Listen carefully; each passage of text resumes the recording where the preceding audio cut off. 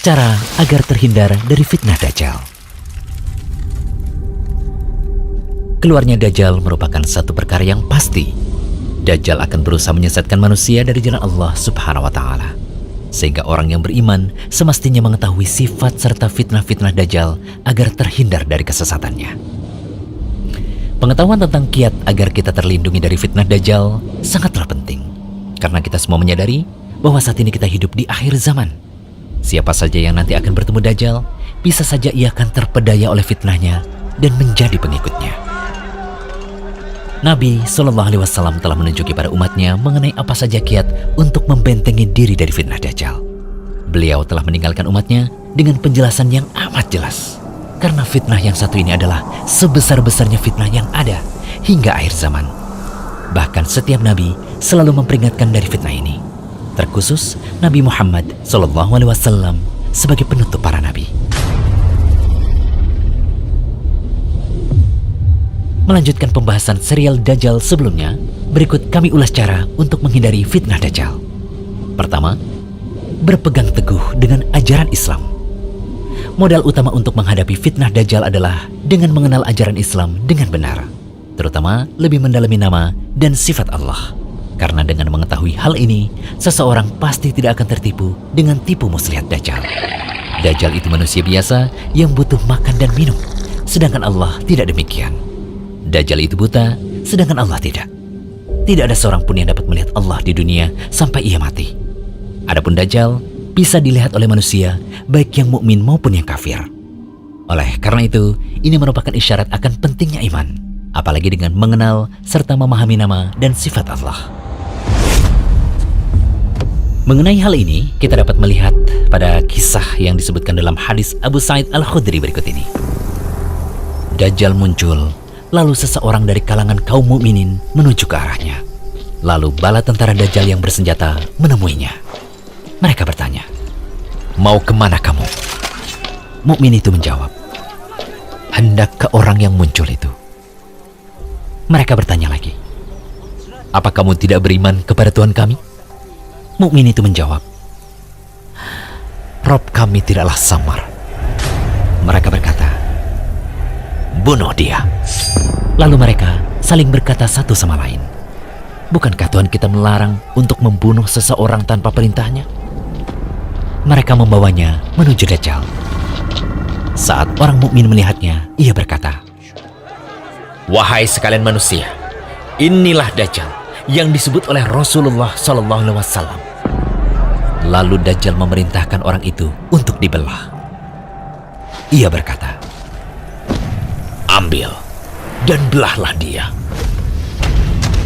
Lalu punggung dan perutnya pun dipenuhi pukulan. Kemudian Dajjal bertanya, "Apa kamu tidak beriman kepadaku?" Mukmin itu menjawab, "Kamu adalah Al-Masih, pendusta." Lalu Dajjal memerintahkannya untuk digergaji dari ujung kepala hingga pertengahan antara kedua kaki.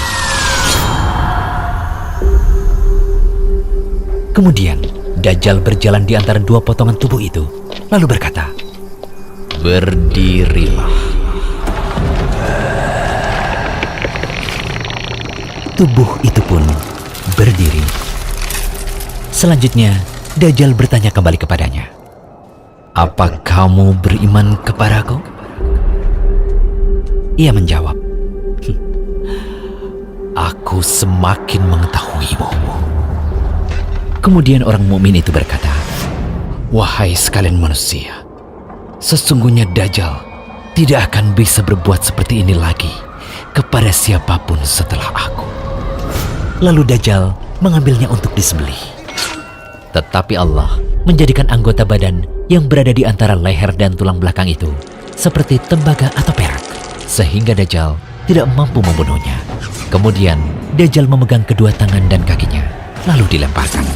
Orang-orang mengiranya dilemparkan ke neraka, tetapi sesungguhnya ia dilemparkan ke surga.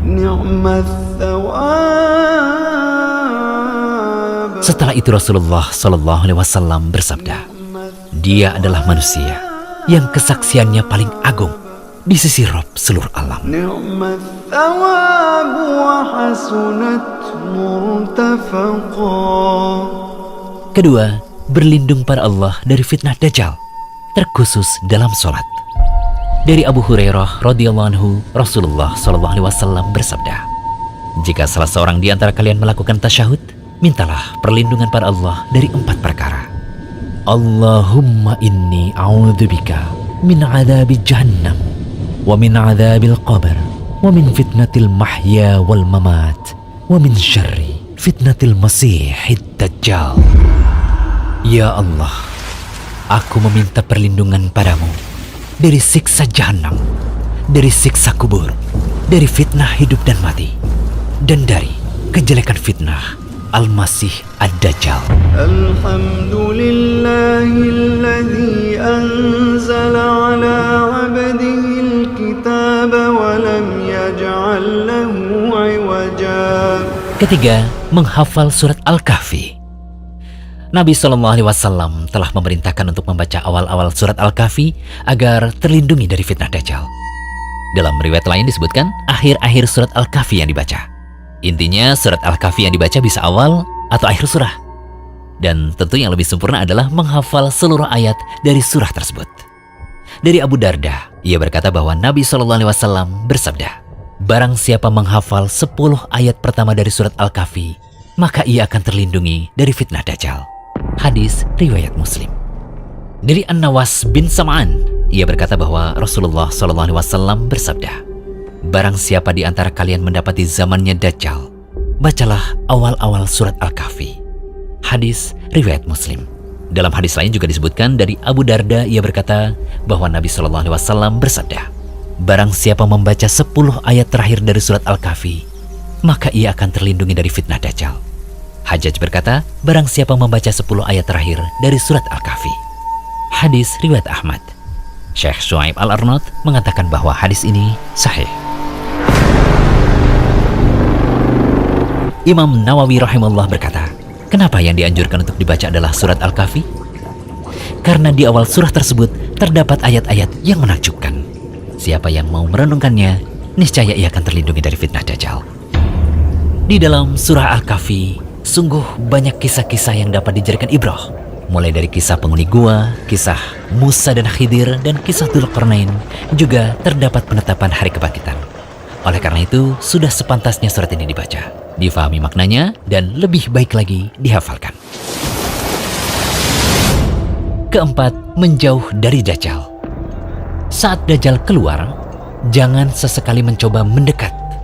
Meski kita memandang ilmu dan iman sudah dirasa cukup. Karena bisa jadi seseorang menyangka bahwa ia memiliki iman yang kokoh, namun ia terperangkap syubhat Dajjal.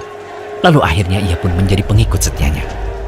Dari Imran bin Husain, ia berkata bahwa Rasulullah SAW bersabda, barang siapa mendengar berita kemunculan Dajjal, maka menjauhlah darinya. Demi Allah, ada seseorang yang mendatangi Dajjal, dan ia mengira bahwa ia punya iman yang kokoh.